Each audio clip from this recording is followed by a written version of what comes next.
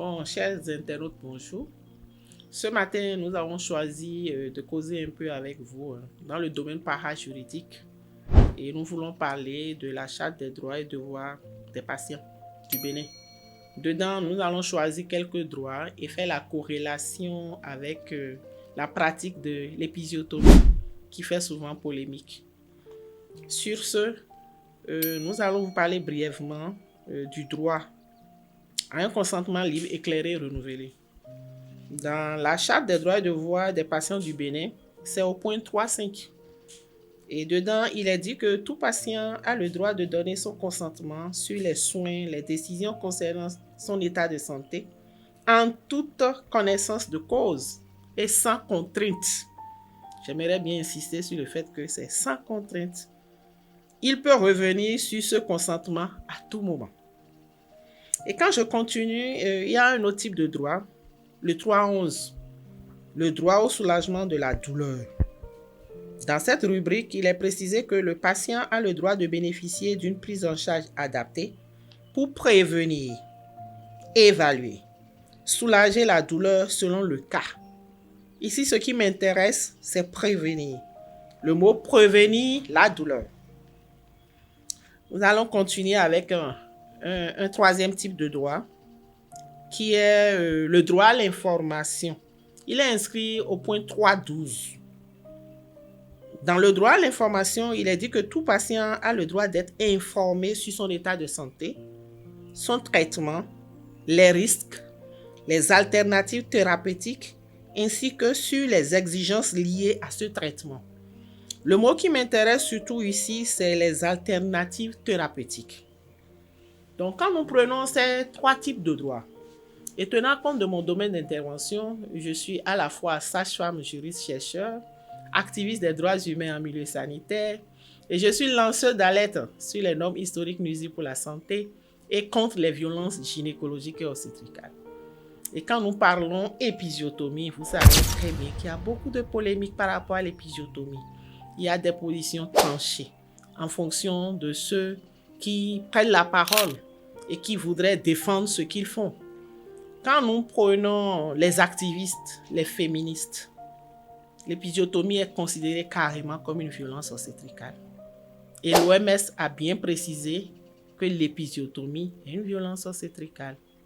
Mais quand nous prenons les agents médicaux, eux, ils disent que l'épisiotomie est un acte médical recommandé quand il est justifié médicalement.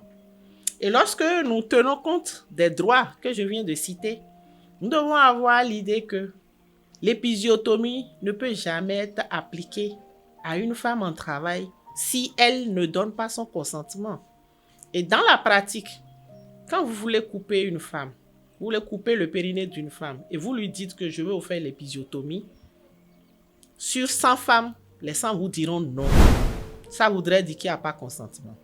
Et toujours dans la pratique, qu'est-ce qu'on constate? Et quand on nous forme à l'école des sages-femmes, on dit qu'il faut guetter la femme, qu'il faut surprendre la femme pour pouvoir bien couper le périnée. Cela voudra dire quoi?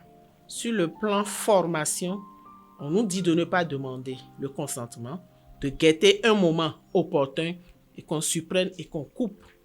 Et quand nous rentrons dans le cadre juridique ou le cadre judiciaire, avoir le courage de couper le sexe de la femme, le périnée de la femme, sans l'informer, c'est porter atteinte à son intégrité. Et c'est ne pas respecter les droits que je viens de citer. Et pour que ça soit la sage-femme ou un autre type d'accoucheur ou d'autres femmes, c'est qu'il faudrait savoir qu'est-ce qu'il faut faire si la femme dit non. Parce que si on veut respecter le droit médical, le droit à la santé, les droits des parturientes, sachez déjà que quand on prend 10 femmes, 9 au moins diront non, ou 10 diront non. Si la femme dit non, je dois faire quoi? Et je vous ai parlé tout à l'heure de prévenir la douleur. Et avant de continuer l'explication, je voudrais déjà montrer ici qu'il y a un article de AFA, Alliance francophone pour l'accouchement respecté. Voilà l'article, je l'ai imprimé. Et je vais vous lire le titre de l'article. On dit l'épisiotomie, un acte chirurgical inutile, douloureux, mutilatoire, Et quand on se base sur cet article, on peut dire que l'épisiotomie est une mutilation génitale médicale. On reconnaît que c'est un acte douloureux et la femme a le droit à la prévention de la douleur. Et quand on va dans le domaine scientifique, il est clairement démontré que l'épisiotomie ne joue pas son contrat. Qu'auparavant, on pensait que l'épisiotomie sauvait la vie de la femme et du nouveau-né. Mais actuellement, il est démontré scientifiquement que l'épisiotomie est inutile. Pour ceux qui ont envie de vérifier, il suffit d'aller lire un peu tout ce qui est article, parce qu'il y a une compilation d'une centaine d'articles sur le site de l'Alliance francophone pour l'accouchement respecté. Donc, je viens continuer ma réflexion pour dire que j'invite les sages-femmes, les accoucheurs, à agir en amont pour prévenir la douleur, pour prévenir l'épisiotomie, qui est une violence obstétricale. Il faudrait déjà avoir une autre thérapie alternative. Dans le droit à l'information, on a dit d'informer les femmes des alternatives thérapeutiques. Et c'est là où j'en viens. Donc, il faudrait déjà que pendant la grossesse, qu'on puisse expliquer à la femme, au couple, au conjoint, qu'on a besoin de ce qu'ils apprennent à faire le massage périnéal. Lors des classes des conjoints, classes des mères, classes des couples, on leur apprend, comme ça se fait en Europe, ça doit se faire en Afrique parce que les droits sont universellement acquis. Donc, on leur apprend à faire le massage périnéal. C'est le fait d'utiliser le ballon prénatal et de faire des gestes. Et dès qu'on leur apprend à le faire, ils vont le faire. Le couple va le faire. La femme va le faire. Donc, il est vraiment important qu'on essaie de faire le massage périnéal afin que le périnée soit bien élastique pendant que la femme va entrer en travail. Et si le périnée devient élastique, l'épisiotomie ne va pas s'imposer. Donc, on n'ira pas poser un acte qui sera jugé de violence obstétricale. L'autre chose dont on doit aussi parler est la position gynécologique.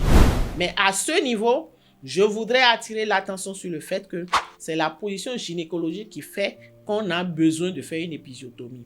C'est une position qui n'arrange pas. Nous allons parler de la position dans une autre capsule, de la position gynécologique dans une autre capsule. Donc, pour montrer aux accoucheurs qu'est-ce qu'ils vont faire pour ne pas aller à l'épisiotomie, c'est qu'il faut proposer à la femme, apprendre à la femme d'adopter les positions libres d'accouchement, le freestyle, l'accouchement sans violence.